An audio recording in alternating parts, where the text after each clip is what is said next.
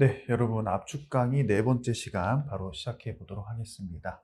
지금 2단원 행정작용법 나가고 있고요. 이 단원은 7문제에서 9문제 정도 나오는 매우 중요한 단원입니다. 이 단원에서도 우리는 행정입법에 대해서 진도를 나가고 있죠. 자, 오늘 법규 명령의 근거와 한계부터 나가 보도록 하겠습니다. 자, 법규 명령의 근거. 첫 번째는 헌법상 근거가 있죠. 헌법 제76조에 대통령령의 긴급명령, 긴급재정, 경제명령에 대한 근거가 있다. 이런 건 너무 쉬운 거고요. 그럼 이 위임명령의 근거와 한계에 대해서 볼 때 먼저 개별적 근거가 있기 때문에 행정부에서 법규 명령을 제정할 수 있겠죠. 그 부분부터 보는 거고요.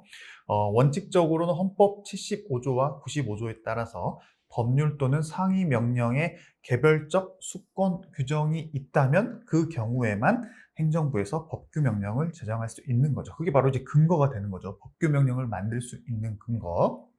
자, 이제 판례 볼게요. 법령의 위임이 없음에도 법령에 규정된 처분 요건에 해당하는 그 사항을 불령해서 변경해서 마음대로 규정을 했다. 그러면은 일단 대외적인 효력 자체를 주면 안 되겠죠. 왜냐하면 그렇게 해버리면은 위임도 안 받았는데 우리 국민에게 직접적인 영향을 미치게 되잖아요. 그렇기 때문에 이렇게 됐을 때는 일단 문제는 있지만 그렇다 하더라도 바로 무효로 볼 건 아니고 내부적으로는 자기 행정부 공무원들이 근무하는 행정청 내부적으로는 행정명령적으로 성격은 가질 수 있지만 대외적으로 구속력은 줄 수가 없다라는 게 우리나라 판례입니다. 아시겠죠? 물론 이 법령의 위임이 없음에도 갑자기 무슨 대통령령이 제정이 됐다. 그러면 아예 무효로 보겠지만 여기서 판례 문구를 좀 자세히 볼 필요가 있어요. 법령의 위임이 없는 건 맞아요. 하지만 그 법령에 규정된 처분 요건에 해당하는 사항을 불용해서 변경을 했다고 했습니다. 새롭게 마음대로 만든 게 아니라 그 관련 내용을 변경해서 규정한 경우는 실질적으로 이 처분 요건이라는 거는 행정청이 내부적으로 어떤 판단을 해야 되기 때문에 그 관련 규정을 만든 거잖아요. 그렇기 때문에 이럴 때는 처음부터 아예 무효로 보지는 않고 대외적으로 국민들에게는 직접적인 영향을 미치지는 않지만 행정청 내부적으로는 사무처리 기준을 만든 거기 때문에 내부적으로는 행정명령의 성격은 가질 수 있다. 하지만 대외적 구속력은 없다. 이걸 좀 구분할 필요가 있습니다. 여러분 잘 기억하시고요. 자, 그리고 밑에 판례 내용은 뒤에도 계속 나오겠지만 어떤 행정처분이 그와 같은 법규성이 없는 단순한 시행규칙 등의 규정에 위배가 됐어요. 사실 이 판례랑 이 판례가 지금 공부할 때는 서로 그냥 아예 다른 판례라고 봐도 될 정도로 그런 식으로 이해하는 게 좀 더 좋습니다. 행정처분을 했는데 법규성이 없는 시행규칙, 그렇죠? 시행규칙 자체는 법규성은 없죠. 국민에게 직접 영향을 미치지는 않으니까 그런 규정에 위반이 됐어요. 그렇다고 한들 무조건 위법한 처분이 되냐? 아니면 반대로 행정규칙에 맞게 어떤 처분을 했다고 해서 그럼 무조건 적법한 처분이 되냐? 그건 아니다라는 게 여기서 말하는 거죠. 그렇죠? 그래서 위배된다 하더라도 그 이유만으로는 처분이 위법하게 되는 것은 아니고 또 반대로 그 규칙 등에서 정한 요건에 부합한다고 해서 또 반드시 적법한 것이라고 볼 수도 없다. 그럼 어떻게 판단을 하냐? 그 밑에 나와 있죠. 이 경우 처분의 적법 여부는 쭉쭉쭉쭉쭉 가서 법규성이 있는 관계 법령 등을 다 따져봐가지고 그런 기준들을 좀 대입해 봤을 때 그 기준으로 법령 자체는 법규성이 있죠. 그런 법령을 가지고 잣대를 들이밀어 가지고 적법한지 아니면 부적법한지를 판단을 해야 되는 거지. 결론적으로는 단순한 행정청의 내부적인 가이드라인인 행정규칙이죠. 행정규칙만으로 그거를 위법한지 적법한지를 무조건적으로 판단할 수는 없다라는 내용이 이겁니다. 그래서 이제 근거와 관련돼 있어서 관련 판례들이라고 보시면 되고요. 자, 이번에는 위임 근거가 처음에는 없었어요. 그럼 당연히 근거도 없이 새로 만들면 어떻게 된다? 아예 무효라고 했습니다. 이 앞에랑 좀 다르죠? 이거는 근거도 없는데 만든 게 아니라 그 처분 요건에 해당하는 사항을 불용해서 바꿨다는 거예요. 그렇죠? 바꾼 거랑 아예 새롭게 만든 거랑 좀 구분할 필요가 있다고 했습니다. 아예 새롭게 만들면은 근거도 없이 만들면 무효라고 했어요. 근데 좀 시간이 지나서 나중에 법령이 개정돼 가지고 위임의 근거가 그때서야 부여가 됐다면 이제 그때부터는 유효한 법규 명령, 법령으로 볼 수 있다라는 게 시험에서 정말 많이 나온 판례라고 기억을 해 주시고요. 자, 그럼 근거 법령을 어느 정도로 명시를 해야 되냐라는 문제가 있는데 시행령의 내용이 모법이 이제 실질적으로는 국회의원이 만든 법률이라고 보면 되겠죠. 그 법률의 입법 취지와 관련 조항 전체를 유기적, 체계적으로 살펴봤을 때 그 법률의 해석상 가능한 것을 명시한 것에 지나지 않거나 그 모법 조항의 취지에 근거해서 이를 구체화하기 위해서 행정청이 법규 명령을 만들었을 때는 이런 뜻입니다. 이럴 때는 모법이 이에 관해서 직접 위임하는 규정을 딱 텍스트로 딱 꽂아가지고 두지 않다 하더라도 이를 바로 직접적인 규정이 없다고 바로 무효로 볼 건 아니다라는 게 바로 판례에서 말하고 있는 거죠. 실질적으로 어떻게 보면 그 행정청이 이제 법규 명령, 법령을 만든다고 했을 때 아무런 근거 없이 마음대로 만들었겠습니까? 그렇진 않죠. 위에 법령이 있기 때문에, 법률이 있기 때문에 그거에 근거해서 만들었을 텐데, 그렇다면 그 법률이 이럴 때 무조건 만들 수 있다라고 아예 직접적으로 꼭 있어야지만이 근거가 있는 걸로 봐서 문제가 안 되느냐라는 의문을 제기했을 때 그 정도로 완전히 구체적일 필요는 없다라는 판례의 입장을 여러분들이 여기서 보실 수 있다는 거죠. 실질적으로는 이 문구들 자체가 여러분들 객관식 지문에서 나오기 때문에 좀 자주 읽어보면서 제가 말씀드렸던 그 취지를 이해한 다음에 이러한 내용들의 그 단어와 텍스트에 좀 익숙해지면은 우리가 OX 문제집이라든가 객관식 문제집 풀 때 기계적으로 답을 맞힐 수가 있습니다. 아시겠죠? 밑에도 마찬가지입니다. 같은 그 판례의 의향을 볼 수 있는데 반드시 그 위임의 근거가 되는 상위 법령의 조항을 구체적으로 명시하고 있어야만 하는 것은 아니다. 라고 이 판례 문구들 아시겠죠? 이거랑 반대되는 게 나오죠. 그 상위 법령의 조항을 구체적으로 명시하여야만 적법한 위임에 의해서 만들어진 법령이다. 그럼 틀린 겁니다. 아시겠죠? 그런 식으로 좀 여러분들이 기억을 잘 해주셔야 되고요. 다음에 이제 위임명령의 근거를 봤다면 그 위임명령의 한계에 대해서도 좀 볼 필요가 있습니다. 자, 법령 중에서 우리가 위임명령과 집행명령이 있는데 지금 위임명령에 대해서 공부를 하고 있다는 거 한 번 더 여러분들 환기를 해주시고요. 위임명령은 상위 법령이 있고 그 상위 법령을 근거로 밑에 하위 법령이 있겠죠. 하위 법령이 바로 행정부에서 만든 거고 상위 법령은 일반적으로 이해하기 쉽게 봤을 때는 국회의원이 만든 법률이에요. 그걸 잘 기억하시면서 보세요. 자, 일단 상위 법령부터 살펴볼게요. 자, 국회의원이 이제 어떤 법을 만들 때 행정공무원이 현장에서 실질적으로 그 법에 근거해서 어떤 행정 서비스를 해야 되는데 국회의원은 사실 뭐 전문성이 좀 부족하다고 볼 수는 없지만 상대적으로 전문성이 뛰어난 거는 국회의원보다 실제 필드에서 그 업무를 하는 공무원들이겠죠. 그렇기 때문에 국회의원이 물론 모든 전지적인 능력이 있어가지고 그 행정공무원이 하는 프로세스를 너무 잘 알아서 관련 법률로 그걸 다 제정하면 좋겠지만 국회의원은 보통 자기 임기가 끝나면 또 재임할 수도 있겠지만 또 안 되면은 또 다른 국회의원이 들어와가지고 그 법률을 또 개정한다거나 할 수 있잖아요. 근데 행정공무원은 보통 한 번 공무원이 되면 그 필드에 계속 그 업무를 계속 많이 하죠. 그렇기 때문에 조금 더 전문성이 많다고 보는 겁니다. 그래서 공무원이 이제 실질적으로는 필드에서 일을 하면서 그 세부적인 내용에 있어서는 더 전문가이기 때문에 관련 규정을 만들 수밖에 없기 때문에 국회의원이 법률로는 큰 가이드라인을 만들어 놓고 실질적으로 필드에서 필요한 거는 행정공무원인 여러분들이 만들어라라고 하면서 위임을 한 거잖아요. 그럴 때 바로 위임을 할 때 너무 포괄적으로 대충 위임하지는 마라라는 게 바로 포괄 위임 금지의 원칙이죠. 어느 정도는 좀 구체화해 놓고 공무원이 그 구체화된 거 안에서 법규 명령을 만들어라, 위임 명령을 만들어라. 이게 바로 여기서 말하고자 하는 원칙의 취지라고 보시면 됩니다. 그래서 구체적으로 범위를 정해서 위임을 해야 되지 포괄적으로 대충 위임하지는 마라. 그게 포인트예요. 자, 근데 판단 기준. 구체적으로 범위의 그 판단은 어떻게 해야 되냐? 당의 법률이나 상위 법령으로부터 그 위임 명령이라는 것은 실질적으로 이제 공무원이 만드는 법령입니다. 위임 명령에 규정될 내용을 대강이라도 예측할 수 있을 정도로 위임하면 오케이. 근데 그 위임 명령에 규정된 내용 자체를 누가 봐도 대강적으로 예측도 못할 정도로 너무 크게 가이드라인을 잡아놓고 위임하면 된다, 안 된다? 안 된다. 그게 바로 이겁니다.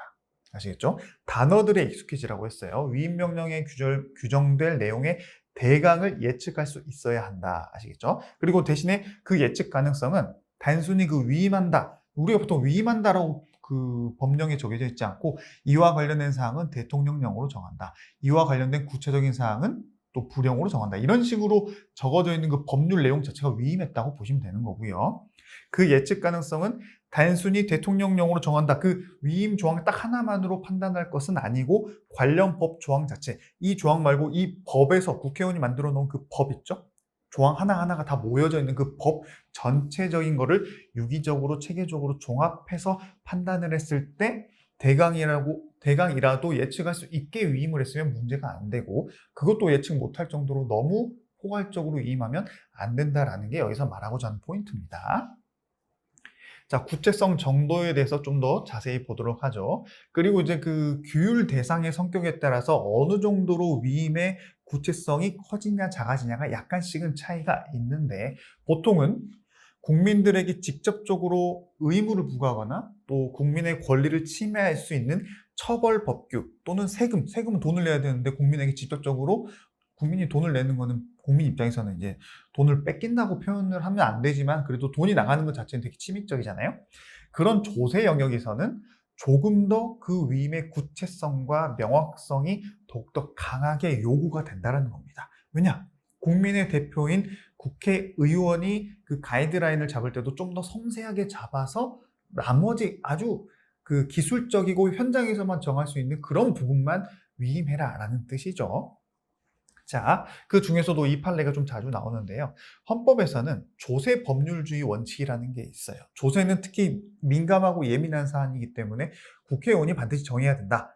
국회의원이 관련 법을 만들어야 된다. 이게 바로 이제 조세 법률주의의 원칙인데, 그게 원칙이긴 하지만 어떻게 국회의원이 우리가 이제 국세청이나 또 세무서에서 필드에서 일하는 공무원만큼의 전문성을 가질 수는 없잖아요. 그렇죠? 그렇기 때문에 이런 원칙이 있다 하더라도 과세 요건과 징수 절차에 관한 사항을 명령, 규칙 등 하위 법령에 위임해서 규정하게 할 수 없는 것은 아니다. 조세법률주의 원칙이 말하고자 하는 것은 중요한 내용 자체, 뭐 몇 프로로 할지 이런 거는 국회에서 정하는 게 맞지만, 그렇다고 과세 요건이나 징수 절차까지도 무조건 국회의원이 다 하라는 뜻은 아니다라는 게 여기서 말하는 겁니다. 아시겠죠? 그래서 결국에는 구체적 개별적 위임만이 허용이 되고 포괄적 백지적 위임은 하지 말라라는 뜻이 바로 여기서 말하는 조세 법률주의 원칙이 말하고자 하는 가장 큰 포인트다. 그게 바로 과세 요건 법정주의라고 하는 거예요. 자, 이러한 법률 또는 그 위임에 따른 명령, 규칙의 규정은 대신 일의적이고 명확해야 된다라고 하는 내용까지도 이 판례에서 말하고자 하는 거죠. 그래서 여러분들이 제가 말씀드렸던 이 조세 법률주의 원칙의 취지와 그렇다고 모든 걸 다 해야 되냐, 그건 아니다. 이런 내용들을 머릿속에 이해하면서 이러한 텍스트들에 좀 익숙해지면 되는 겁니다.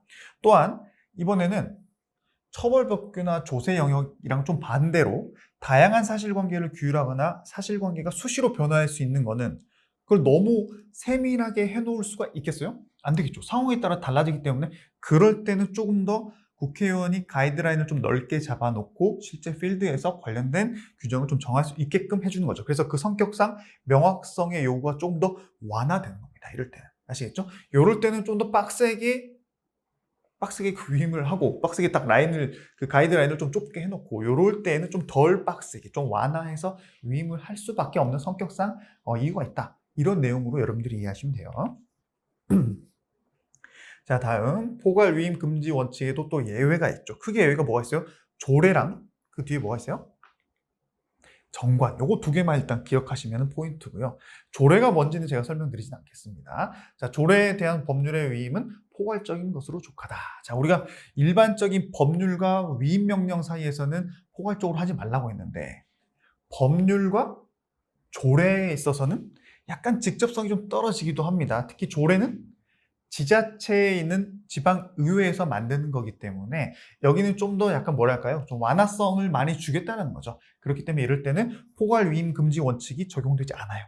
좀 더 포괄적으로 위임해도 크게 문제가 되지 않는다는 거죠. 왜냐하면 사실 이 조례에서 만드는 거는 그 지역의 특성과 그 사회성에 맞게 좀 더 지역 특색에 맞게 그 지방의회 의원들이 만들 수 있게 해주기 위해서 이렇게 포괄 위임 금지 원칙이 좀 풀어진다라고 여러분들이 이해하시면 되고요. 이런 것들은 여러분들 좀 읽어보시면 됩니다. 결국 조례기 때문에 이렇게 된다, 조례기 때문에 이렇게 된다라고 보시면 됩니다. 복습하실 때 꼭 이런 키워드들은 암기라기보다는 좀 많이 눈에 익히고 넘어가시고요. 역시나 정관도 마찬가지죠. 정관이 뭔지는 제가 기본 강의 때 설명드렸기 때문에 한번 눈으로 읽어보시고요. 역시나 정관도 포괄적이어도 괜찮다라는 내용 기억하시고, 대신에 예외적으로 정관이라 할지라도 또는 조례라 할지라도 이건 마찬가지입니다. 어떤 것이든지 국민의 권리 의무에 직접적인 영향을 미치거나 또 기본적이고 본질적인 사안 같은 경우는 국회가 반드시 정해야 된다는 원칙은 그대로 지켜져야 된다는 거죠. 아시겠죠? 이거는 이제 약간 좀 예외이기 때문에 여러분들이 한번 그 예외의 그 프로세스와 이런 단어들만 잘 기억하시면 특별히 어렵지 않게 맞출 수 있는 부분입니다. 자, 국회 전속적 입법사항을 위임하지 마라 라는 내용도 있죠. 특히 아까 말한 것처럼 조세도 마찬가지고, 이런 애들이 실질적으로는 국회에서 분명히 만들어야 되는데 국회에서 만들지도 않고 밑에 위임하면 된다 안 된다? 안 된다. 이런 내용도 여기서 말하고자 있는 겁니다. 근데 실질적으로 실무적으로는 국회에서 결국에는 아까 말한 것처럼 모든 걸 다 만들 수가 없어요. 그렇기 때문에 세부적인 사항에 대해서 구체적으로 범위를 정해서 행정의 입법에 위임하는 것은 괜찮다라는 하나의 그 단서까지도 여러분들이 기억하고 가야 됩니다. 그래서 아까 말씀드렸던 조세 법률주의 원칙이 또 나오는 거예요. 아시겠죠? 결론적으로는 이따 표에서 보시겠지만, 이 정도는 국회에서 정해야 되고 이 정도는 반드시 국회가 아니더라도 상관없다. 이런 내용만 잘 구분하면 되고요. 또 마찬가지 아까 조세뿐만 아니라 처벌 규정도 함부로 위임하지 마라라는 게 원칙이죠. 하지만 또 예외가 있죠. 이런 것들, 그리고 형벌의 점에 있어서는 형벌의 종류와 그 상한 폭을 명확히 규정한 것을 조건으로 했을 때 그렇게 하면은 위임도 될 수 있다. 이 세 가지가 전부 다 필요한 겁니다. 실질적으로 이렇게 상한과 폭을 명확히 규정해 놨다면, 아까 우리 그 예외적으로 대강이라도 예측할 수 있으면 위임했을 때 문제가 안 된다 했죠. 그게 다 여기 관련성이 다 있는 거예요.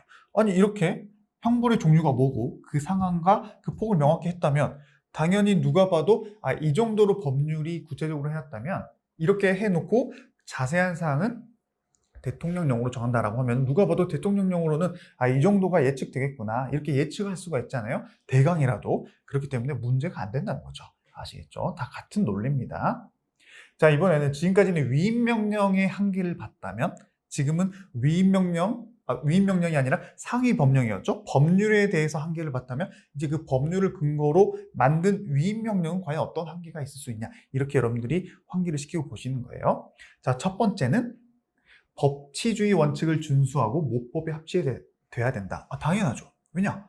일단 모법인 법률의 위임을 받아서 밑에 있는 지금 대통령령 같은 걸 만드는 거잖아요. 그게 바로 이제 위임명령을 말하는 건데, 당연히 법치주의, 법에 따라야 되고요. 모법, 상위 법률에 반대되는 거 만들면 되겠어요? 안 되겠죠. 너무 당연한 내용입니다. 그렇기 때문에 위임명령이 위임 내용을 구체화하는 단계를 벗어나가지고 자기 맘대로 새로운 입법을 한 것으로 평가할 수 있다면, 이는 위임의 한계를 일탈한 것이기 때문에 허용되지가 않는 겁니다. 자기 맘대로 만들면 안 되겠죠. 그 구체화하는 단계까지로 가서 그 구체화만 해야지 새로운 걸 자기가 만들면 되겠어요?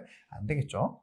자, 노동조합 및 노조 관계조정법 시행령이, 자, 시행령이 바로 여기서 말하는 위임명령이죠. 실질적으로는 관계조정법에 의해서 위임을 받아서 시행령을 만들었는데, 여기서 법률이 정하지도 않은 법 외 노조 통보에 대해서 자기 마음대로 규정을 해버렸어요.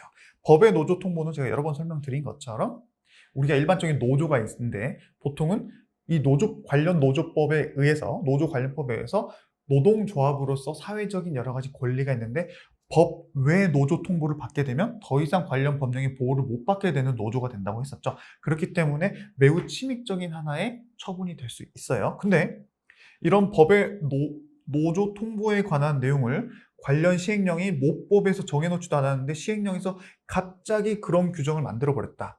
된다, 안 된다? 안 된다. 그렇기 때문에 이거는 무효라고 보는 겁니다. 아시겠죠?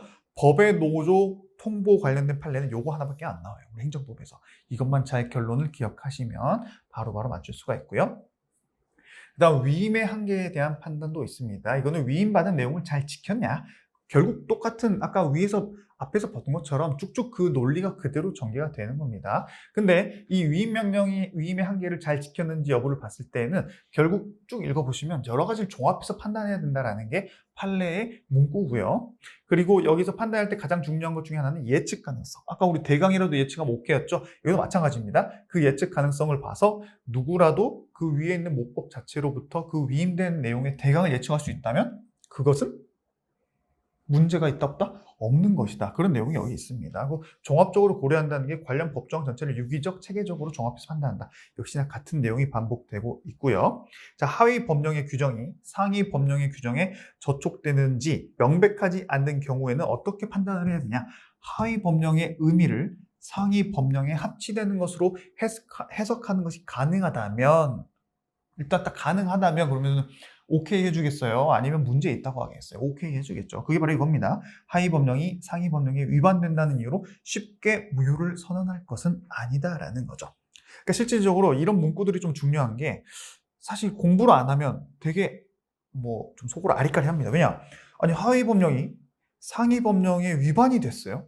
그럼 일단 무조건 문제가 있어서 무효가 될 것 같죠. 하지만 잘 보면 하위 법령이 상위 법령에 위반이 된다 하더라도 그 하위 법령의 의미를 상위 법령에 합치되는 것으로 해석이 가능하다면, 아니 말장난하는 것도 아니고, 근데 어차피 문구는 판례 문구 그대로 나옵니다.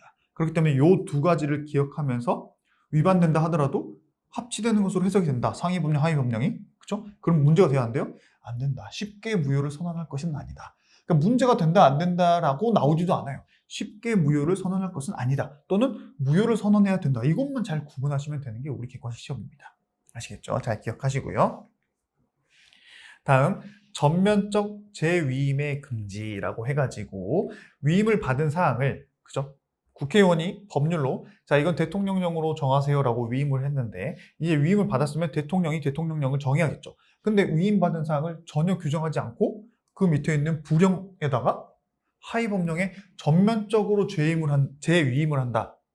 그럼 됐겠어요? 안 되겠죠. 국회의원이 대통령령으로 정해라고 했다면 대통령령에서 일부라도 정하고 더 자세한 거를 부령으로 가는 건 오케이. 하지만 아예 전면적으로 재위임한다는 거는 자기는 일도 안 하고 밑에 직원한테 시킨다는 뜻입니다. 그건 안 되고, 대신에 위임받은 상황에 대해서 대강을 정하고 세부적인 사항을 하위 법령에 재위임하는 것은 오케이다라고 해가지고 역시나 마찬가지 논리로 가고요. 자, 이런 법리는 조례가 규칙이나 고시 등에 재위임하는 경우에도 이렇게 하면 오케이다. 아시겠죠? 이 논리가 그대로 간다고 보시면 됩니다.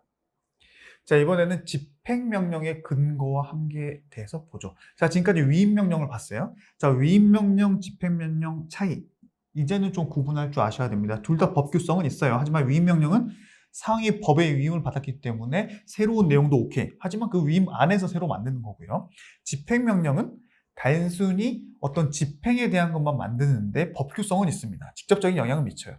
하지만 위임을 받아서 만든 건 아니기 때문에 새로운 거 만들면 돼, 안 돼? 안 돼. 왜냐? 새로운 거는 위임을 받았을 때 위임하는 법이 내에서 새로운 걸 만들어야 되기 때문에 그게 바로 위임명령이잖아요. 그렇기 때문에 이거 잘 구분하시면서 보시면, 집행명령은 법률 또는 상위명령에 개별적, 구체적 위임이 없더라도 당연히 직권으로 발할 수 있는 겁니다. 이건 당연히 집행명령 자체가 위임명령과 다른 점 중에 하나 바로 이거예요. 하지만 한계, 방금 말씀드린 것처럼 위임을 안 받았으면 그냥 그 집행하는 것과 관련된 것만 만들어야지 새롭게 뭔가를 만들면 돼, 안 돼요? 안 돼요. 그래서 포인트는 새로운입니다. 새로운 국민의 권리, 의무에 관한 법규사항은 규정할 수 없다라는 거 잘 기억하십시오. 이 표를 별거 아닌 것 같지만 잘 이해하면 이런 것들은 그냥 머릿속에서 바로바로 이해가 될 수 있는 겁니다. 아시겠죠? 다음은 법규명령의 성립 및 효력 요건은 바로 패스하도록 하고요. 다음 법규명령의 하자와 소멸에 대해서 좀 보도록 하겠습니다. 자, 법규명령의 하자. 자, 하자 있는 법규명령의 효력은 어떻게 되냐? 자, 그랬을 때 첫 번째, 통설 같은 경우는 하자 있는 법규명령은 처음부터 무효다라고 하고요. 하지만 판례에서는 같은 맥락이긴 합니다. 어느 시행령의 규정이 모법에 저촉되는지 여부가 명백하지 않았을 때에는 아까 우리 봤던 게 그대로 나오죠?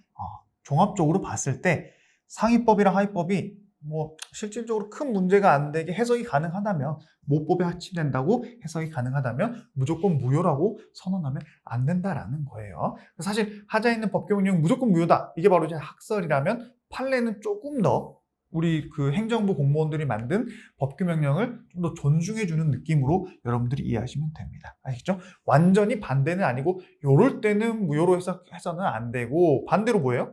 아무리 해석해도 모법에 합치된다는 해석이 안 돼, 그럼 마찬가지로 무효라고 보는 겁니다. 그렇기 때문에 완전 반대는 아니다라고 제가 설명을 드렸던 거고요.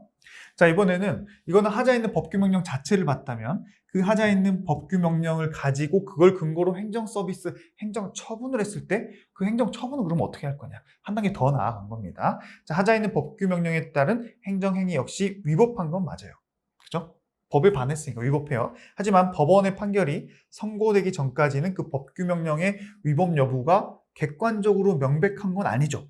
그죠? 아직 법원에 의해서 그 법규명령이 위법하다, 위법하지 않다 나오지 않은 상태를 가정한 겁니다. 그렇기 때문에 이럴 때에는 행정처분이 그 근거조항에 의해서 행정처분이 이루어졌을 때는 취소 사유에 해당한다는 겁니다. 뭐 때문에? 공정력 때문에. 그죠? 공정력을 알아야지 이 부분을 이해할 수 있는 거예요. 그렇기 때문에 여러분들이 혹시나 공정력 태어나 처음 들어본다, 그럼 지금 이 압축 강의를 들을 때가 아니다라고 해석하시면 됩니다. 아시겠죠? 자, 법규명령의 소멸에 대해서 보면요, 근거법령이 없어지게 되면, 자, 우리가 보통 위임을 받아서 행정청에서 위임명령을 만들었다고 해봅시다. 법규명령을 만들었어요. 근데 그 위임을 줬던 모법이 없어졌대요. 그럼 당연히 하위법인, 하위법령인 법규명령도 소멸하고요. 또 법규명령의 근거가 된 법령이 위헌 결정이 선고된 경우에도 원칙적으로 똑같이 효력이 없어집니다. 여기까지는 너무 쉬워요. 근데 이제 집행명령 같은 경우는 어떻게 되냐? 집행명령은 근거 법령이 개정이 됐다, 그럴 때는 바로 없어지는 게 아니라, 얘처럼 없어지는 게 아니라 새로운 집행명령이 다시 만들어질 때까지는 여전히 효력을 유지시켜 줍니다. 왜냐? 집행은 해야 되잖아요. 행정청에서 이 근거 조항을 가지고 집행 자체를 못하게 되면 좀 큰 문제가 생길 수 있기 때문에, 다른 법령이 제정이 될 때까지는, 새로운 집행명령이 제정될 때까지는 일단 한시적으로 효력을 인정시켜 준다는 거, 좀 내용이 다르죠? 좀 구분하실 필요가 있습니다. 자, 법규명령을 통제하는 거, 이건 여러분들이 좀 국회의원 통제 이런 건 또 바로바로 넘어가고요. 이제 사법적 통제에서도 중요한 내용만 좀 넘어가자면, 우리가 간접적 규범 통제와 직접적 규범 통제가 있다고 했습니다. 그 중에서도 간접적은 구체적이라고 표현하기도 하고요, 부수적이라도 표현하기도 합니다. 그리고 직접적은 추상적이라고도 표현을 해요. 근데 제가 지금 간접적 규범 통제냐, 직접적 규범 통제냐, 혹시 이거 개념이 안 잡혀 있다면 반드시 기본 강의를 먼저 보시고, 이 부분이라도 보시고 넘어오시고요. 그걸 안다는 가정하에서 수업은 진행합니다. 이 간접적 규범 통제는 여러분, 그 관련 법규 명령 자체를 가지고 이게 위법하냐 아니냐를 따지는 게 아니라, 구체적인 사건이 있을 때 그 사건 안에서 관련 법령이 문제가 돼가지고 그 법령이 그 사건 안에서 위헌이어서 이 처분 자체도 문제가 되냐 안 되냐를 따지는 게 바로 간접적 규범 통제라고 했어요. 또는 다른 말로 구체적 규범 통제라고 합니다. 왜 구체적이에요?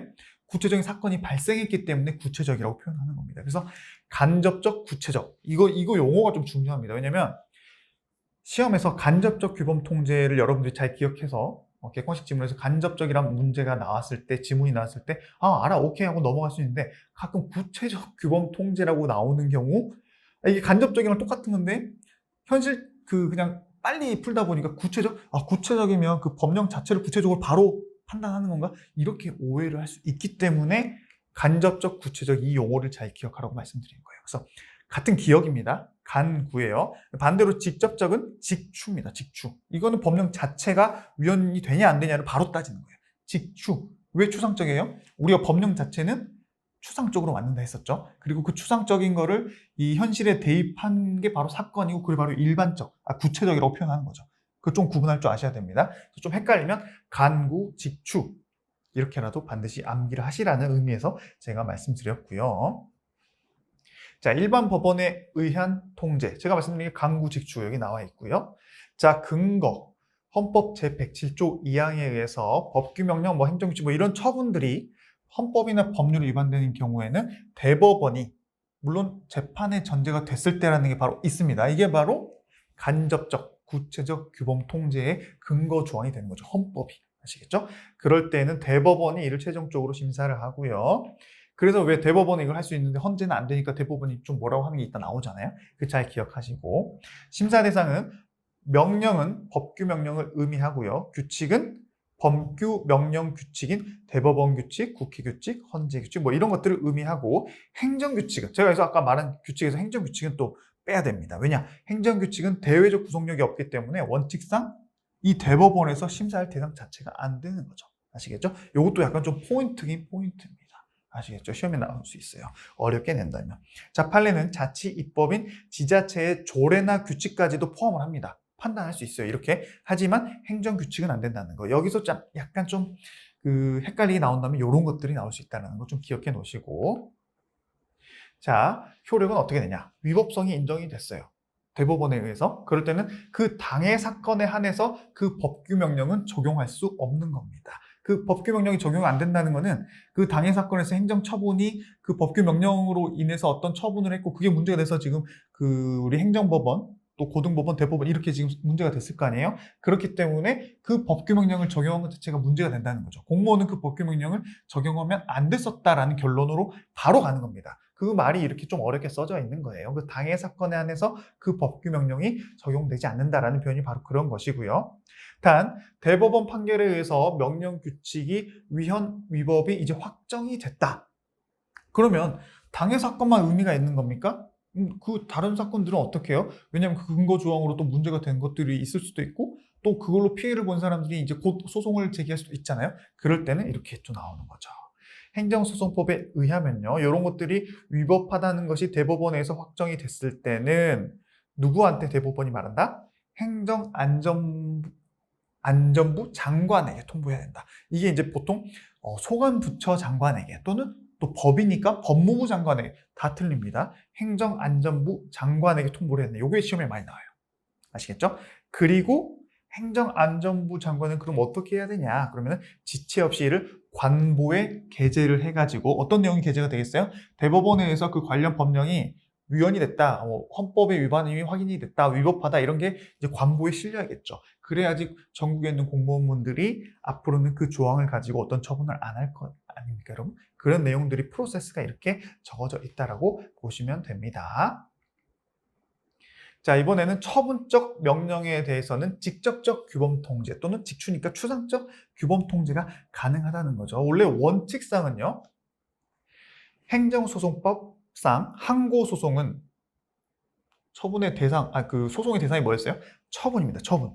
행정청이 어떤 법령의 근거에서 내린 그 처분이 대상이 되는데 그 근거한 법령 자체는 원래 소송의 대상이 돼요? 안 돼요? 안 되죠. 왜냐? 그게 만약에 된다고 하면 그 자체가 원칙상 직접적 규범 통제가 가능하다고 했는데 가능하지 않다고 했어요. 하지만 예외적으로 가능한 경우를 지금 공부하고 있는 겁니다. 근데 어떤 예외가 있어요?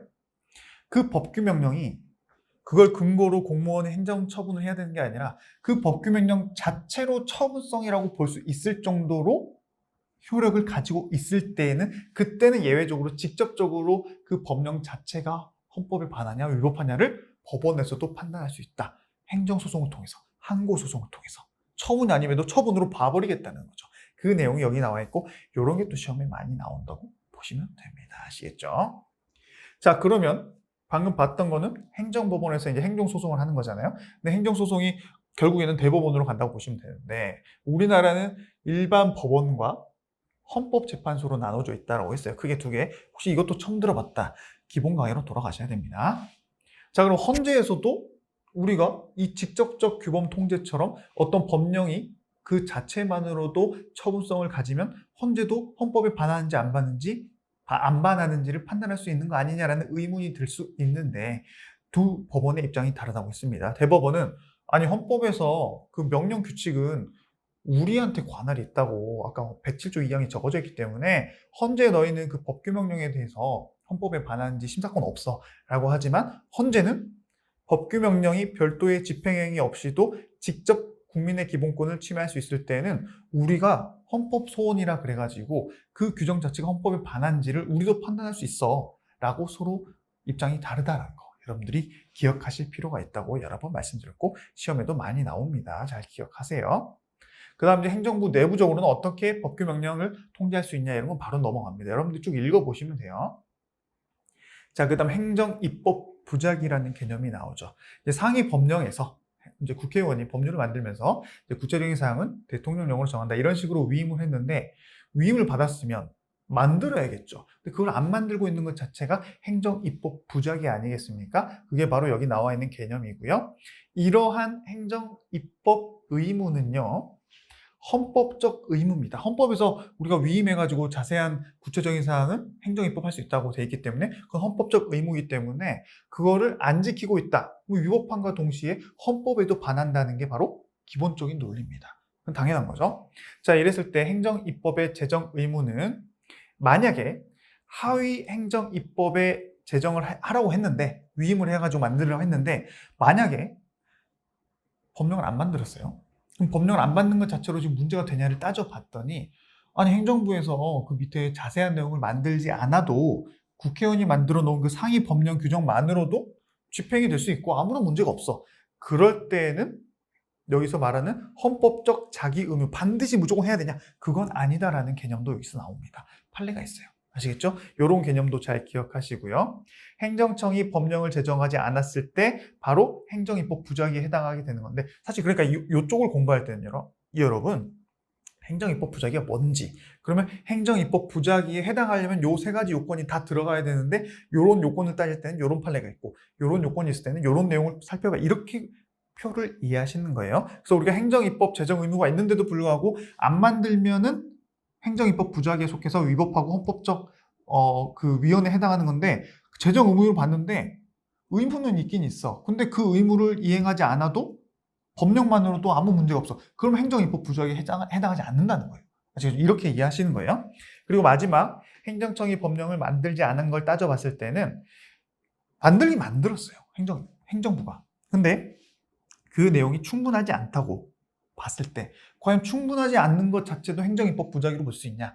그렇지는 않다는 거죠. 왜냐하면 부작위라는 개념 자체는 아무것도 안 했을 때 부작위지 자기하긴 했잖아요. 좀 약간 미숙했나 보죠? 그럴 때는 부작위로까지는 보지 않겠다라는 게 지금 여기서 말하고자 하는 겁니다. 아시겠죠? 사실 좀 개념적인 문제인데 간혹 시험에 나오기 때문에 기억하시고요.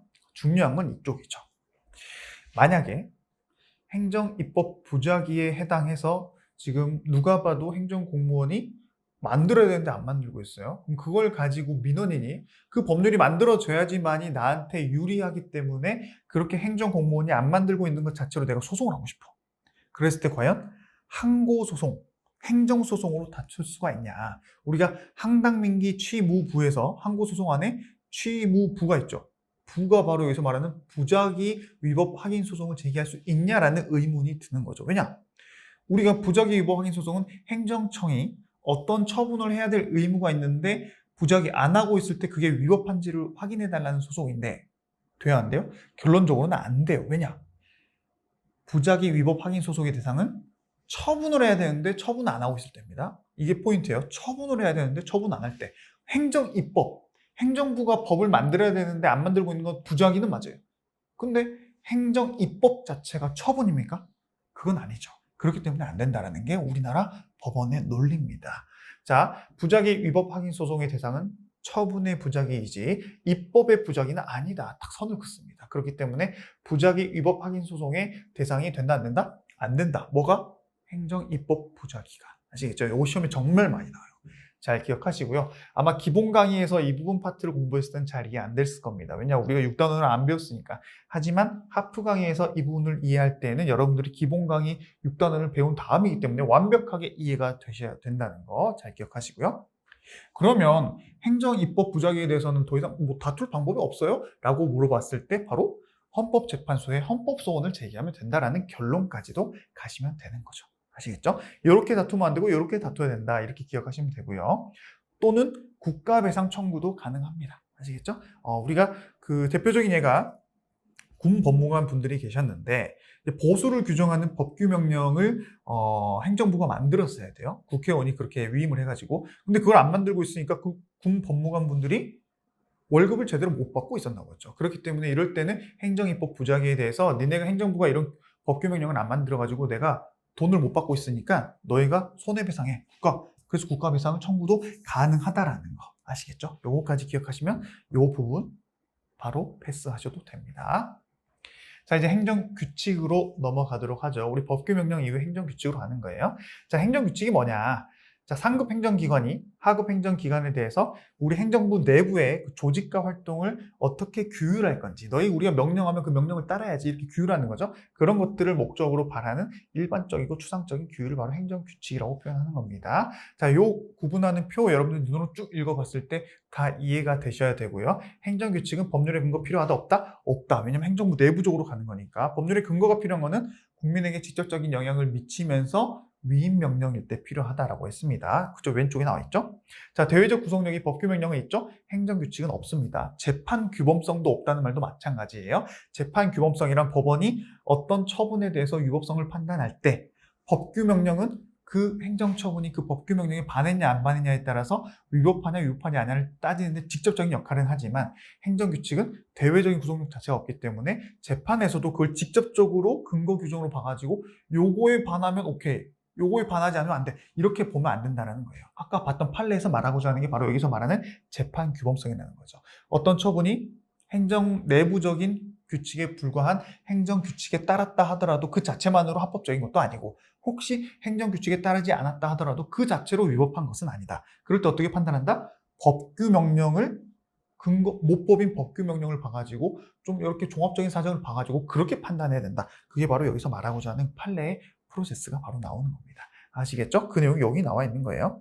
하지만 위법한지 안 한지는 이걸로 무조건 볼 수는 없지만 행정규칙은 뭐라 했어요? 내부적인 가이드라인이라 했죠. 그렇기 때문에 공무원이 요거를 지키지 않고 어떤 업무를 했다. 그러면 내부적으로 징계의 원인은 될 수 있습니다. 그래서 징계 사유에는 해당한다는 것도 기억하시고요.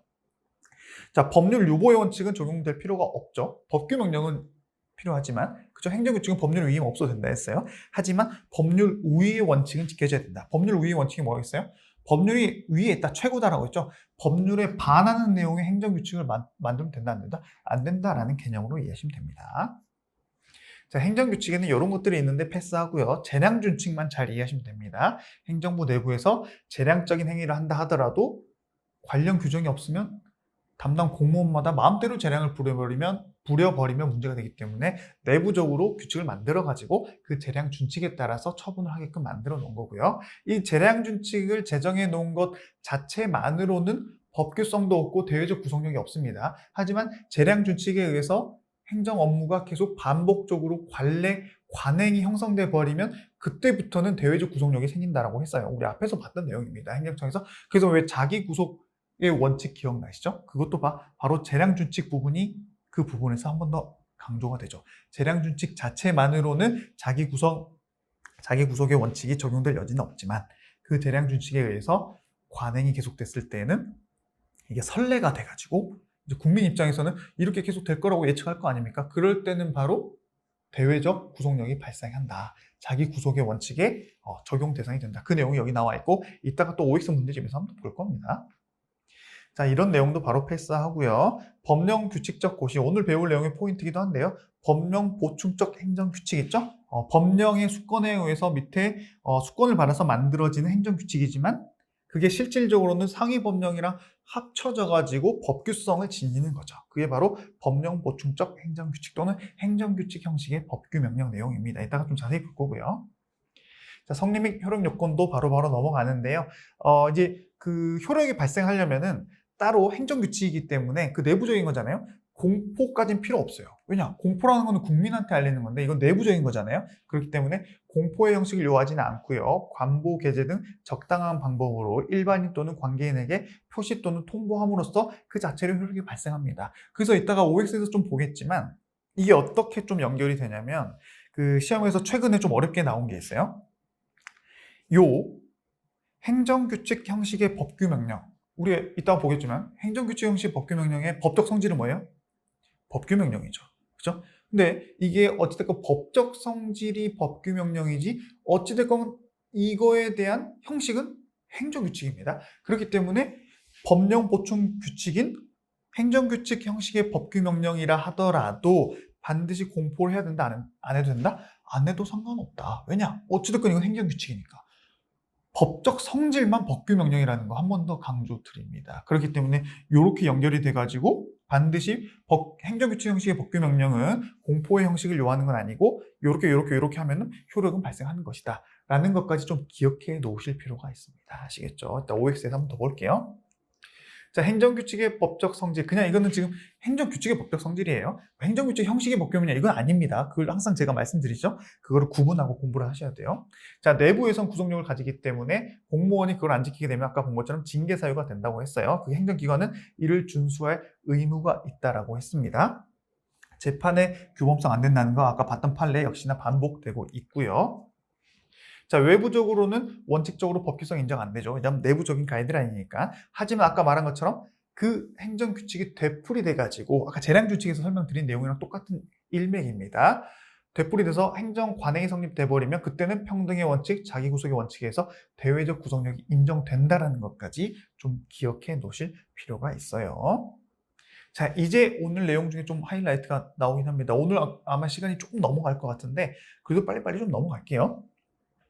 자, 우리가 입고 있는 옷과 그 옷을 입은 사람의 실질적인 성질을 봤을 때 달랐을 때가 항상 문제가 되고 시험에서도 그런 내용들이 좀 까다롭기 때문에 시험에 나온다고 한 게 바로 이 부분이었습니다. 기본 강의만큼 설명드리진 않겠어요. 아시겠죠? 결론만 툭툭 치고 넘어갑니다. 혹시 제가 결론을 말씀드렸는데 이게 왜 이렇게 된다는 거 왜 설명을 안 해주지? 라는 생각이 든다면 기본 강의를 반드시 참고하시기 바랍니다. 자, 입고 있는 옷은 시행령 또는 시행규칙입니다. 일단 시행규칙과 행정규칙을 반드시 구분하라고 했습니다.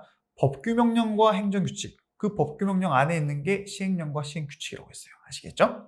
자, 이런 시행령과 시행규칙이 법규명령인데, 그죠? 그러니까 법규명령 형식이라고 딱 입고 있는 옷을 지정해놨죠. 근데 그 내용을 실질적으로 따져봤더니 행정사무 처리 기준이에요. 원래 법규명령이라 하면 그것 자체가 그 내용에서 말하고자 하는 게 물론 이제 행정청 공무원이 그걸 근거로 어떤 서비스 처분을 해야겠지만 어찌됐건 그 근거 조항을 봤을 때 단순히 내부적인 사무 처리 기준이 아니라 국민에게 직접적인 영향을 미치는 내용으로 제정이 돼 있어야 되는데 입고 있는 옷은 그거 맞아. 근데 실질적으로 그 내용을 봤더니 단순 가이드라인 같은 거네 라고 했을 때 이게 문제가 되는 게 바로 요거의 전제 조건입니다. 아시겠죠? 잘 구분하시고요. 그럼 판례는 법규명령 형식인데 실질적인 내용은 행정규칙이라 했을 때 법규명령으로 봐야 돼요. 행정규칙으로 봐야 돼요 라고 했을 때 어떻게 본다 했어요? 대통령령이다, 시행령이다. 그럴 때는 법규명령으로 본다 했어요. 근데 반대로 시행규칙으로 돼 있다. 그럴 때는 행정규칙의 성질로 지금 법적 성질을 따지는 겁니다.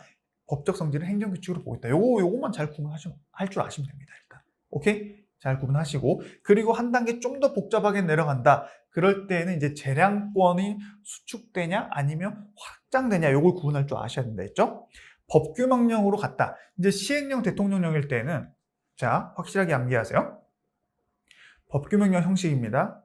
시행령이나 시행규칙이 전부 다 법규명령이에요. 근데 문제는 이 시행령이나 시행규칙이지만 그 안에 실질적인 내용을 봤더니 행정규칙 형식, 행정규칙의 내용을 담고 있어요. 가이드라인. 그랬을 때 시행령, 대통령령 같은 경우는 옷과 성질이 다르더라도 법적 성질은 무조건 뭘로 봐준다?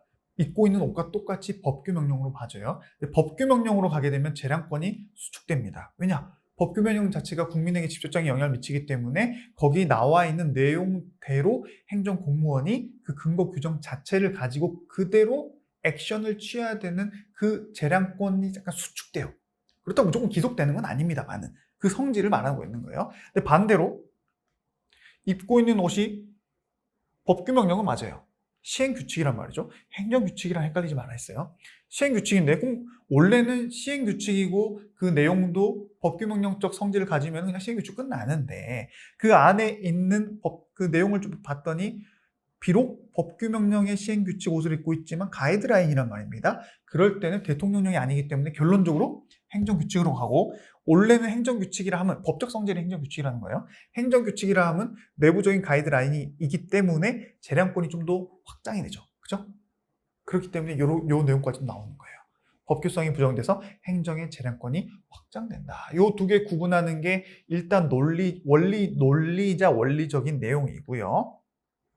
이 밑에 내용은 여러분들이 그냥 읽어보시면 됩니다. 결론적으로는 시행령이기 때문에, 이게 다시 한번 말씀드리면 단순히 시행령인 게 아닙니다. 시행령이지만 그 안의 내용은 가이드라인이라고 있어요. 가이드라인. 그렇기 때문에 가는데 결국 시행령이기 때문에 법규명령으로 간다라는 거 기억하시고, 그리고 법규명령이기 때문에 재량권이 수축돼서 그것 자체로 재량이 없다라고 일단 표현을 하는 거예요. 정해진 규정대로 어떤 처분을 내리면 된다. 하지만 예외적으로 청소년 보호법상 위임에 따른 위반 행위의 종별에 따른 과징금 처분 기준은 시행령이죠?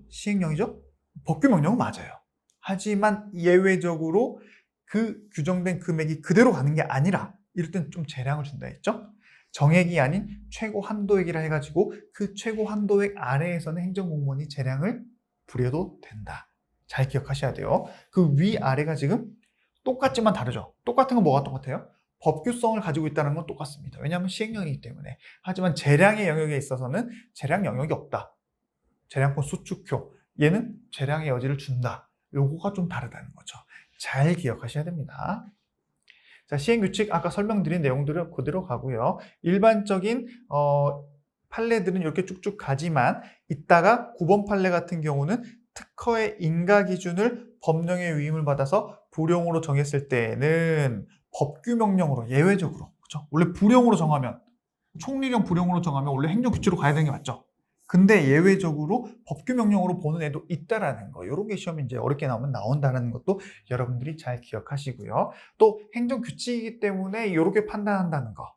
그렇죠? 이거 아까 봤던 판례 그대로 반복되는 것도 있고요. 요거는 여러분들이 읽어보시면 그대로 다 알 수가 있는 내용이기 때문에 넘어갑니다. 자, 그래서 이제 시행규칙, 뭐 사무규칙 이런 것들은 다 대통령령이 아니기 때문에 결론적으로 어떻게 된다? 법규성이 없다. 행정규칙이다.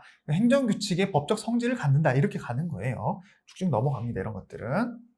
자, 쭉쭉 넘어가고요. 그리고 요 부분, 한국수력원자력 주식회사의 공급자 관리 지침. 그죠? 이것 자체는 대외적 구속력이 없는 행정규칙이지만 요걸 근거로, 여기 나와있죠. 왼쪽에 나와있죠. 50페이지. 이걸 근거로 등록 취소 및 그에 따른 일정 기간의 거래 제한 조치는 처분에 해당한다는 거. 아시겠죠? 요거는 행정규칙이에요. 그죠? 근거 규정의 법적 성질을 따지는 것과 그 근거 규정을 가지고 행정공무원이 어떤 액션을 했을 때 처분성이 있냐 없냐를 구분해서 암기를 하셔야 된다는 거.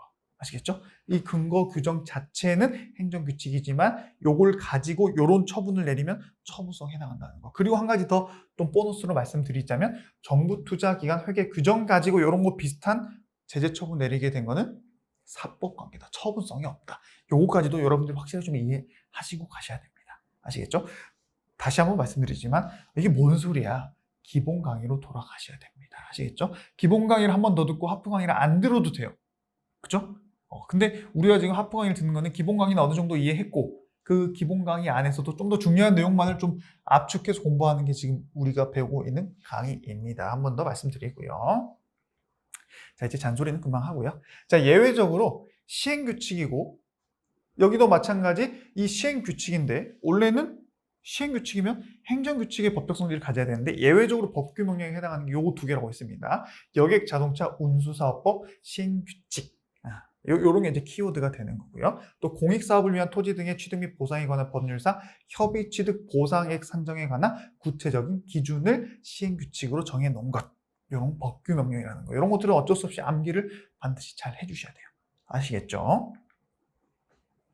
자, 그 다음 바로바로 넘어갑니다. 11번에 있는 거는 다음 페이지에 있는 90쪽으로 넘기라고 제가 말씀드렸었어요. 이거 넘어가고요.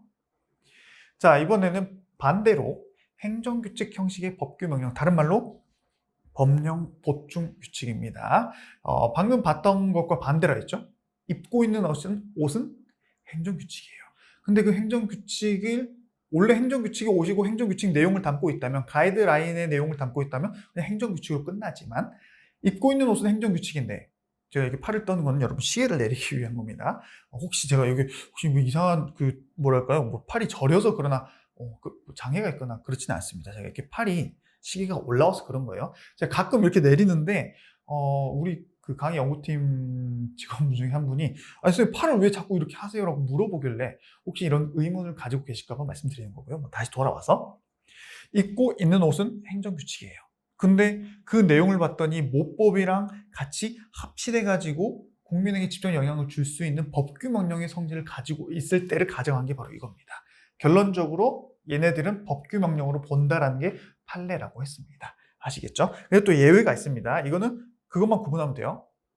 이거는 아까 법규 명령 형식의 행정규칙처럼 시행령이나 시행규칙 이렇게 한 번 더 꼬지는 않습니다. 그죠? 이거는 그냥 결론이 하나예요.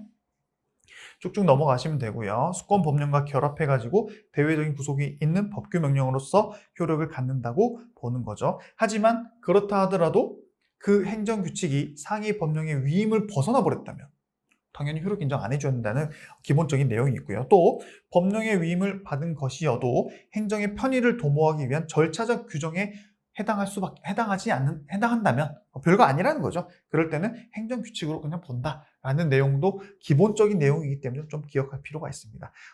이게 약간 지금 제가 말씀드린 그 프로세스를 이해 못하면 아니 이랬다 저랬다 뭔 소리야 라고 생각할 수 있는데 프로세스를 잘 기억하시면 어려운 내용은 아니에요. 아시겠죠?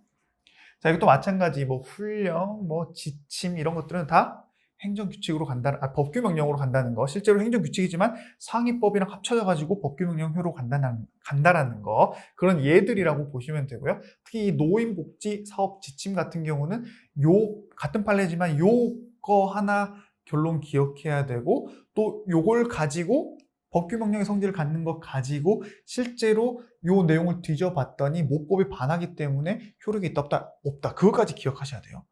그 내용 좀 이따 볼 겁니다. 어찌됐건 이 노인복지사업지침 94년도 노인복지사업지침 이것도 우리 공부하는 행정법 총론에서 결국 한 개 판례밖에 안 나오고 그 판례에서 요 결론과 이따 배울 그 결론 요것만 기억하시면 시험 나오면 바로 개꿀이구나 하고 그냥 다 맞추면 되는 판례입니다. 사실 나머지도 마찬가지긴 한데 특히나 이런 것들은 좀 그 키워드가 더 강력하게 머릿속에 와닿는 거기 때문에 제가 한 번 더 말씀드린 거고요. 자, 쭉쭉 넘어갑니다. 이런 것도 마찬가지예요. 제가 말씀드린 그 논리만 기억하시면 되고요. 아까 앞에서 봤던 그 부분 여기로 옮겨야 된다는 거 제가 한 번 더 말씀드리고요. 자, 그러면 이런 법령 보충 규칙 한계는 없냐? 한계 있죠, 당연히. 상위 법령과 결합해가지고 법규 명령 효력을 갖기 때문에 포괄 위임 금지 원칙이 적용이 됩니다. 상위법이랑 같이 세트로 가기 때문에 그런 내용들이 여기 나와 있고요. 당연한 거 아까 앞에서 포괄적 위임 금지 원칙이 그대로 여기서 나와 있다고 보시면 돼요. 자, 그래서 판례를 봤더니 고시에서 행정규칙인데 법규명령의 내용을 담고 있기 때문에 결론적으로 법규명령을 간다 했어요. 그 문헌적 의미의 한계를 벗어나 버렸다. 그러면 위임의 한계를 일탈했기 때문에 된다 안 된다? 안 된다라는 기본적인 내용이 있고 그거와 관련된 직접적인 판례가 바로 이거죠.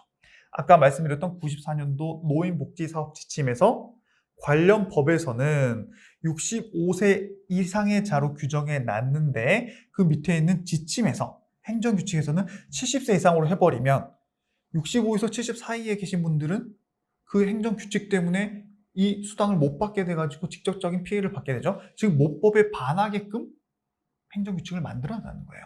이 지침 자체는 법규 명령의 성질은 있습니다. 하지만 모법에 반하게끔 제정이 됐기 때문에 그 효력이 없다라는 결론까지 이 두 가지 결론을 기억하라는 거 제가 한 번 더 말씀드렸고요. 이따 OX에도 한 번 더 보도록 하겠습니다. 자, 그 상위 법령에서 그 세부 사항을 시행 규칙으로 위임했어요. 근데 행정규칙으로 정했네요. 된다 안 된다? 안 된다라고 했습니다. 시행규칙, 행정규칙 반드시 구분할 줄 아셔야 돼요. 아시겠죠? 시행규칙은 법규명령에서 대통령령 밑에 있는 게 바로 시행규칙이었습니다. 그렇죠? 대통령령은 시행령, 총리령, 부령은 시행규칙, 그리고 법규명령 밑에 있는 게 행정규칙. 한 번 더 여러분들이 머릿속에 뭘 만들어야 된다고 할까요? 서랍을 잘 만들거나 아니면 그 사다리를 잘 만들어서 구분을 잘 할 줄 아셔야 돼요. 자, 이제 행정규칙 하자 및 소멸, 이제 다시 행정규칙으로 돌아왔어요. 지금까지는 이제 입고 있는 옷과 성질이 달라서 좀 문제가 됐다면 다시 그냥 행정규칙으로 왔습니다. 입고 있는 옷도 행정규칙, 그 내용도 행정규칙, 그 내용들이 있고요. 이건 뭐 너무 쉽기 때문에 넘어갑니다. 그럼 행정규칙은 어떻게 통제하냐 이런 거 했는데 이제 법원에 의해서 통제될 수도 있죠. 원래는 행정규칙은 아까 우리 봤죠. 법규성이 없다 했어요. 국민에게 직접 영향을 안 미칩니다. 그렇기 때문에 원칙상 사법 통제의 대상 자체가 안 되는 게 원칙입니다.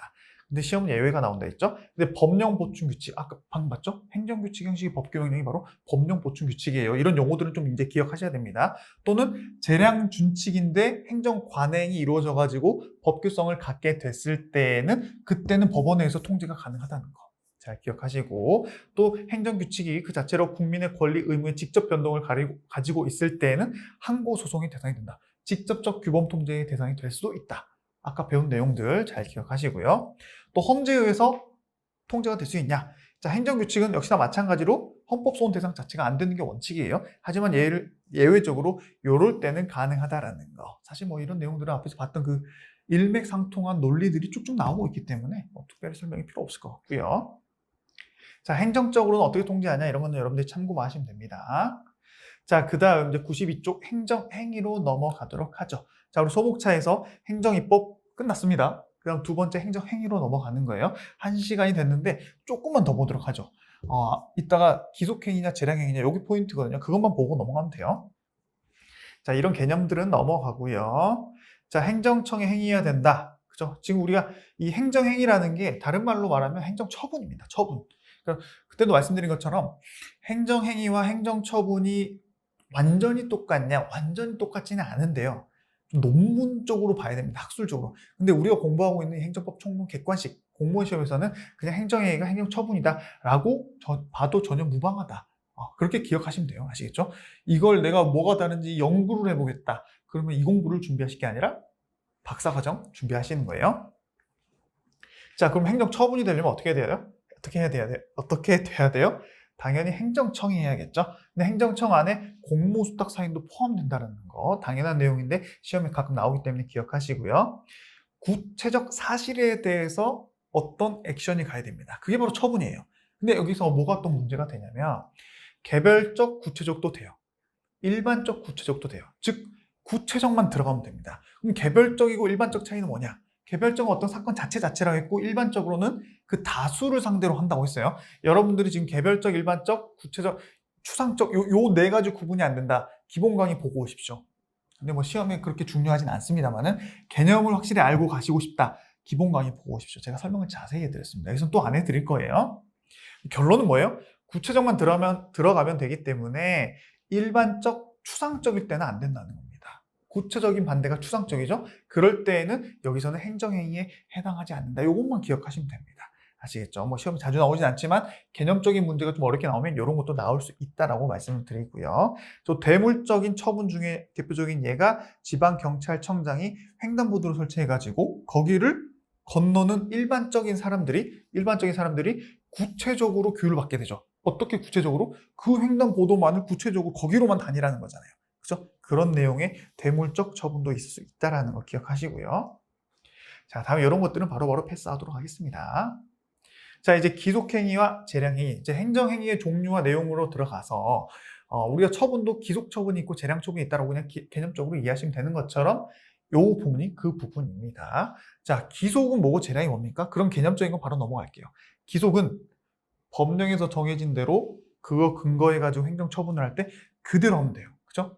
근데 재량 같은 경우는 그대로 하기는 좀 애매한 행정행위가 있을 수 있고 그럴 때 행정공무원에게 약간은 선택을 할 수 있는 뭐 예를 들면 500만 원 이하의 과징금이다 그랬을 때 500만 원 이하니까 500도 포함이죠.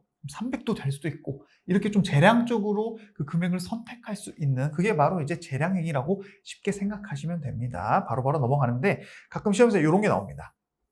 이제 행정기본법에서는요. 자동적 처분이라 그래가지고 행정청은 법률로 정하는 바에 따라서 완전히 자동화된 AI 시스템으로 처분을 할 수가 있어요. 근데 그거는 기속만, 재량은 안 되죠. 다만 처분에 재량이 있는 경우는 이런 식으로 하면 안 된다. 왜냐? 재량은 인간이 부리는 거지 AI, 인공지능 컴퓨터가 재량을 부릴 수는 없기 때문에 이런 조문이 있다는 것만 기억하시면 됩니다.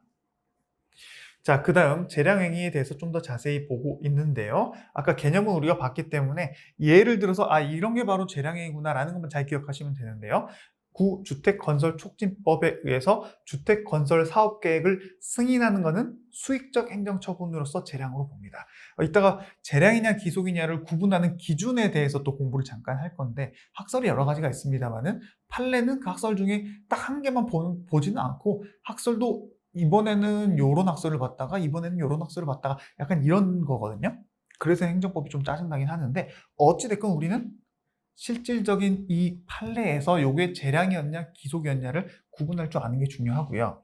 이 판례에서는 이러한 주택건설사업계획 승인이 민원인에게 도움을 주는 수익적 행정처분이기 때문에 재량으로 봤다. 요것만 기억하시면 됩니다. 자, 그리고 이런 재량적인 그 행정행위를 할 때 제한 사유가 없으면 다 오케이 해주는 게 맞죠. 근데 제한 사유가 없더라도 공익을 따져봤을 때 공익에 반한다. 그럴 때는 불허가 결정을 할 수 있다라는 결론도 여러분들이 기억하실 필요가 있습니다. 자, 재량 행사의 기준. 행정기본법 21조 행정청은 재량이 있는 처분을 할 때는 관련 이익을 정당하게 형량해라 라고 해서 공익과 또 사익을 잘 비교해서 재량을 부려라 라는 뜻으로 해석하시면 되고요. 그 재량권의 범위를 넘어서는 안 된다. 그 재량을 만약에 500만 원 이하의 과태료라고 해놨다면 내가 재량을 부려가지고 500을 400으로 낮추는 건 괜찮아요. 이하니까. 근데 갑자기 500을 700으로 높이면 된다 안 된다? 그럼 재량의 범위를 넘어가는 거기 때문에 그러면 안 된다라는 너무 기본적인 내용입니다. 자, 여기서 구별 실익 이 부분이 또 중요하긴 하죠. 기속과 재량 같은 경우에 그 구별하는 실익, 이걸 왜 구분해야 되냐라고 했을 때 법원에서 누군가가 어떤 처분에 대해 가지고 처분의 취소 소송을 제기했을 때 그 처분이 기속행위냐 재량행위냐에 따라서 법원이 판단하는 기준 자체가 달라진다는 거죠. 기속행위는 우리가 알다시피 법률 규정대로 하면 되기 때문에 행정공무원이 그 규정을 적용해서 처분을 하든 법원에 있는 판사님이 그 규정을 적용해가지고 처분의 결론을 내든 결론은 똑같아야겠죠. 그렇기 때문에 사법심사 형식에서 기속행위는 법원이 독자적인 결론을 딱 내놓고 그 결론이랑 똑같냐 안 똑같냐만 기준으로 봐가지고 판단을 합니다. 똑같으면 합법, 처분에 문제가 없다. 다르면 처분에 위법이 있다. 이렇게 간다면 재량행위 같은 경우에는 행정공무원이 재량을 부리는 것과 판사님이 재량이 부리는 것은 무조건 똑같을까요? 다르겠죠. 왜냐? 전문성도 다르고 또 현장에서 얻을 수 있는 정보들도 다르기 때문에 결론적으로 재량행위 같은 경우는 저것처럼 기속행위처럼 딱 결론을 짓고 판단하는 게 아니라 법원은 독자의 결론을 도출함 없이 행정청의 그 행위에 재량권의 일탈남용, 재량을 부리는 건 괜찮은데 그 재량이 너무 심하게 문제가 있다. 그게 바로 일탈남용이죠. 그게 있는지만을 심사한다는 겁니다. 그게 바로 두 가지를 구분하는 실익이라고 보시면 되고요. 입증 책임에서도 6단원에서 배운 내용이긴 한데요. 기속행위는 행정청이 저희 처분 이제 소송 당했을 때 행정청이 소송 당했을 때 피고로서 저희 이 기속행위였고요. 기속행위이기 때문에 법률 규정에 의해서 우린 처분을 했기 때문에 저희는 적법합니다라고 주장하고 입증을 해야 돼요. 근데 반대로 재량행위가 문제가 돼가지고 지금 취소소송이 제기됐다.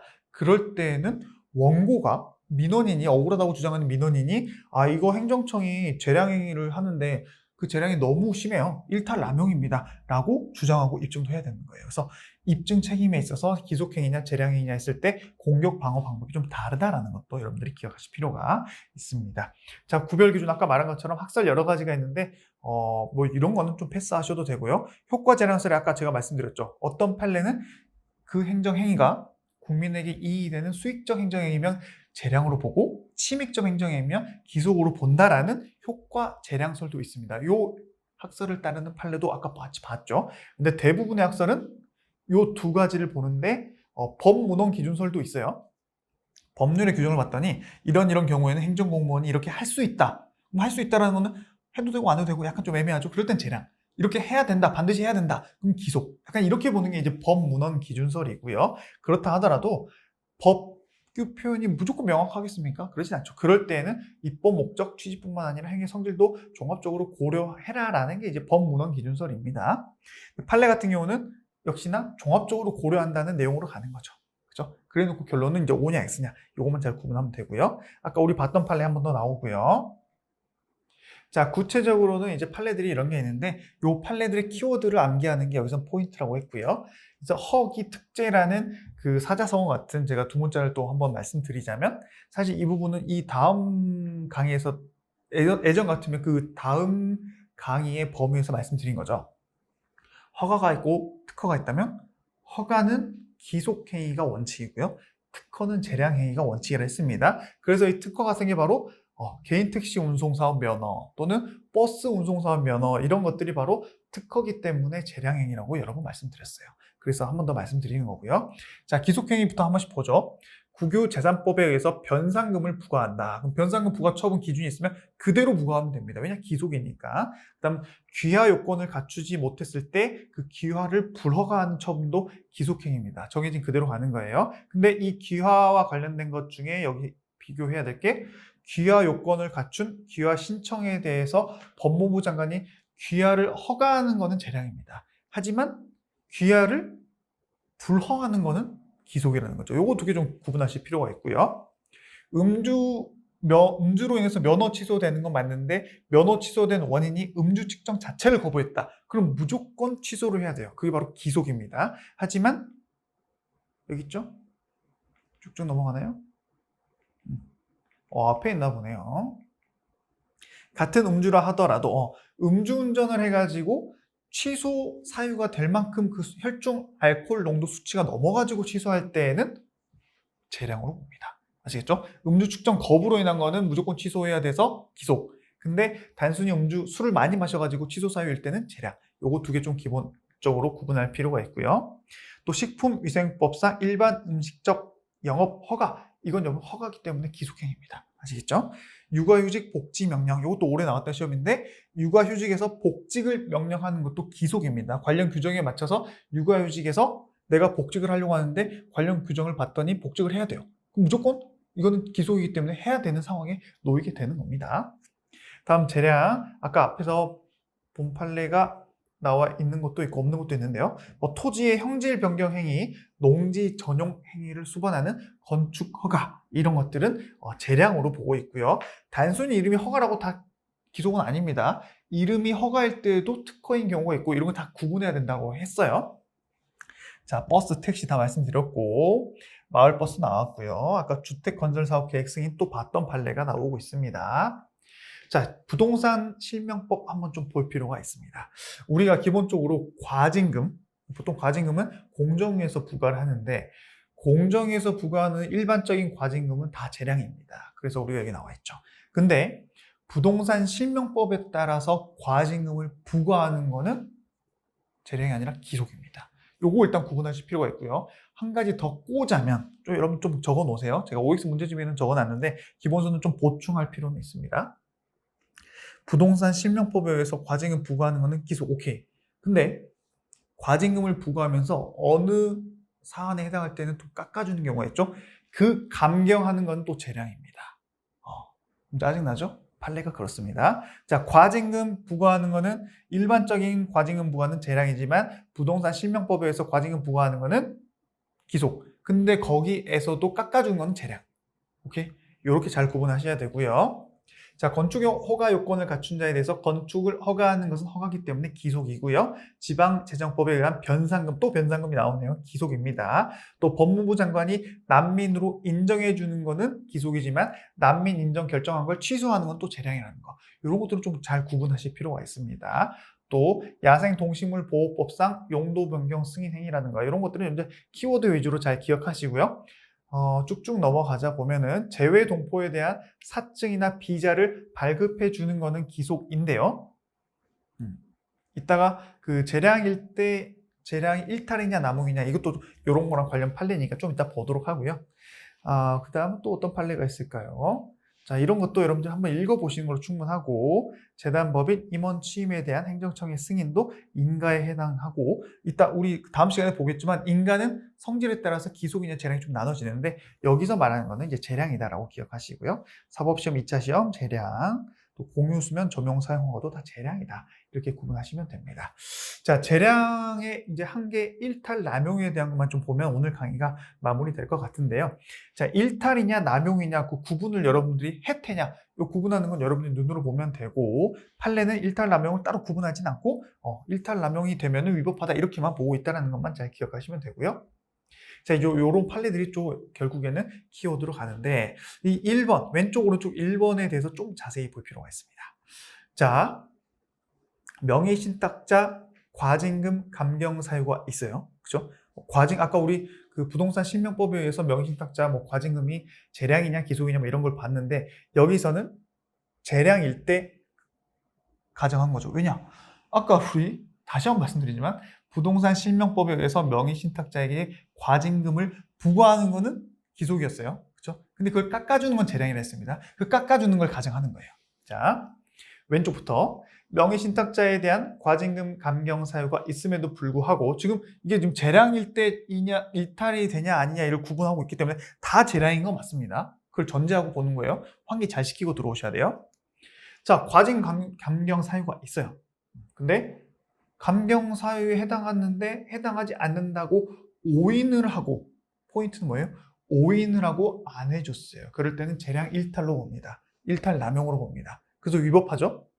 그리고 저기 제가 또 체크해놨지만 오인을 했거나 아니면 그 과징금 감경 사유가 있음에도 불구하고 이를 고려 자체도 안 했어요. 그럴 때는 재량 일탈 남용입니다. 요거 잘 기억하시고, 그럼 여기 뭐냐? 보세요. 임의적 감경 사유, 임의적이라는 게 일단 전제로 깔려 있긴 합니다. 무조건 감경해야 되면 그걸 따라야 되는데 그건 이제 기속이죠. 근데 임의적이라는 게 했기 때문에 재량이 되는 거고요. 임의적으로 감경 사유가 있는데 감경 사유를 전혀 고려하지 않으면 일탈 남용이었어요. 근데 여기는 잘 보세요. 감경 사유를 고려를 했지만 고려하고도 감경을 안 해줬어요. 그럼 고려를 했어요? 안 했어요? 고려는 했어요. 그럼 재량 일탈 남용 아닙니다. 고려 자체도 안 하거나 오인했을 때만 일탈 남용. 고려를 했으면 안 깎아줘도 상관없이 최고액을 때리더라도 적법, 일탈 남용 아니다. 요거 확실하게 잡고 가셔야 됩니다. 아시겠죠? 이따 오익수 문제집에서 나오는데 그때 문제 바로바로 맞추셔야 되고요. 또 일탈 남용 인정한 2번 판례, 저것도 제가 설명 많이 해드렸기 때문에 넘어갑니다. 이거는 혹시 이 판례가 기억 안 난다, 기본 강의 한 번 더 보시고 오시고요. 또 학교법인 교비 회계자금 매우 중요하다라고 말씀드렸기 때문에 요거를 마음대로 법인에게로 부당 전출했다, 취소해도 된다, 적법하다라고 봤고요. 자, 그리고 저 당해 공무원이 동의가 있어야지만이 전출 명령이 되고 그거를 전출 명령이 합법적일 때 그럼에도 불구하고 출근 안 했을 때는 어떤 징계가 내려줘도 되지만 공무원 동의 없이는 전출 명령하면 안 되는데 그 전출 명령에 따르지 않았다고 징계 내리면 된다 안 된다? 안 된다. 위법하다는 게 왼쪽이고요. 또 공정한 업무 처리에 대한 고마운 마음으로 30만 원을 두고 온 것을 알고 다시 되돌려준 경찰 공무원을 해임시켜버렸다. 저거는 재량권의 일탈 남용입니다. 징계를 내린 것 자체가 재량행위라는 게 전제가 되어 있는 거예요. 근데 여기서 경찰 공무원이 10,000원권 지폐 한 장을 2번 접어서 면허증이랑 주세요 라고 이런 비위 행위를 저질렀을 때는 해임해도 된다. 이건 적법한 재량행위다 라고 봤다는 거 기억하시고요. 자, 왼쪽 저 스티븐 유 판례 7번 기억나시죠? 저것도 전화로 해주면 된다 안 된다? 안 된다. 그리고 재량권을 행사해야 되는데 예전에 입국 금지 결정이 있다는 그 사유만으로 재량권 행사도 하지 않고 사증 발급을 거부했다. 그럴 때는 재량권 일탈 남용이라고 봤습니다. 두 가지가 일탈 남용이라고 표현하고 있어요. 왼쪽 7번. 그리고 오른쪽 전국 공무원 노조 시지부에 계신 사무국장님이 이런 거를 했을 때 처분을 내렸죠? 근데 요거는 적법하게 파면을 내린 것이다 라고 설명을 드렸고 그때 설명을 되게 자세히 드렸습니다. 또 의약품을 개봉해서 판매하지 말라고 했는데 굳이 개봉해가지고 판매한 그 약사님에게 과징금 처분한 것도 적법하다. 과징금 처분 자체가 하나의 징계잖아요. 징계 자체가 지금 재량행위이기 때문에 그 재량행위가 적법했냐 부적법했냐 일탈했냐 남용했냐, 일탈 남용 똑같은 거라 했습니다. 아니면 그 정도는 아니냐를 지금 구분하는 판례들이라고 보시면 되고요. 또 주유소의 양도인이 유사 휘발유를 판매한 그 사실을 모르고 이를 양수한 석유 판매 영업자에게 그 양도인의 위법 사유를 들어가지고 처분 자체 중에서 최장기인 6개월 동안 영업을 못하게 한 거. 사실 잘못한 사람은 누구였어요? 그 주유소를 팔았던 양도인이었는데 양수인에게 너무 센 처벌을 했다. 그럼 저건 재량권 일탈 남용이다라고 봤던 판례입니다. 그리고 나머지도 제가 옛날에 설명드렸던 내용이기 때문에 여러분 쭉 한번 읽어보시고 키워드만으로 쭉쭉 가시고요. 저 왼쪽 11번도 좀 자주 나오는 판례 중에 하나입니다. 그 만화가게 선생님한테 어떤 법률 규정이 바뀌어가지고 고시가 바뀌어가지고 그걸 청소년에게 보여주면 안 되는데 그걸 모르고 그 규정이 바뀐 지 8일밖에 안 되는데 청소년에게 보여줬다 해가지고 700만 원의 과징금, 이거 너무 심한 거 아니냐라고 해서 재량 일탈남용이라고 봤던 판례고요. 자, 그다음 이제 재량행위랑 구별하는 것 중에 판단여지라는 개념이 있다 했습니다. 판단여지에 대한 설명 제가 생략할 거고요. 혹시 기억 안 나시면 기본 강의 보시고 교과서만으로 이해가 되시면 굳이 기본 강의 안 보셔도 됩니다. 여기서 제일 중요한 건 뭐다? 판례는 판단여지를 명시적으로 딱 적어가지고 이건 재량행위와 구분되는 판단여지입니다 라고 보지는 않아요. 판단여지가 인정될 수 있는 경우에도 재량권이 인정되는 것으로 봐가지고 두 개를 반드시 구분한 건 아니다. 그래서 부정설인 겁니다. 그런 내용으로 판단을 하고 있다라고 해서 관련 판례들 거의 다 이제 실질적으로는 판단여지 개념에 해당한다 하더라도 재량권과 관련돼서 그냥 판단을 해버린다라는 결론만 기억하시면 되겠습니다. 자, 그렇게 해서 오늘 압축 강의 네 번째 1시간 한 20분 정도를 갔습니다. 우리가 이렇게 빨리빨리 해가지고 한 강의라도 또 좀 줄여보자라는 취지로 열심히 하는 걸로 여러분 좀 이해해 주시고요. 빨리 마무리하죠. 또 OX 문제 제가 이따가 같이 할 건데 OX 문제 반드시 풀어보시고 강의가 필요하신 분만 보시라고 한 번 더 말씀드립니다. 여러분 오늘도 고생 많으셨고요. 저는 오늘도 내일도 더욱더 좋은 강의, 쉬운 강의를 위해서 최선을 다하겠습니다. 여러분 감사합니다.